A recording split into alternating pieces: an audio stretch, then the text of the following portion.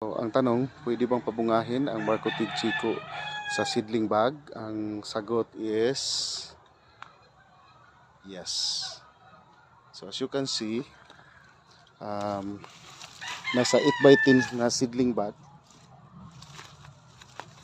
pero nagbunga pa rin yung Chico. So ibig sabihin, kahit na maliit na yung space mo, pwede siyang ilagay natin sa malaki na pot para makakalago siya, and then makakabunga din siya. And reminder lang, if we plant inside seedling bag, dapat i-fertilize talaga natin siya kasi magastos sa nutrients yung bunga. So pag nagbunga na siya, we need to supply complete fertilizer para hindi matatanggal, mahuhulog yung bunga, para maging matibay yung kapit sa bunga sa Chico. That's it for today's Super Planters. Happy planting!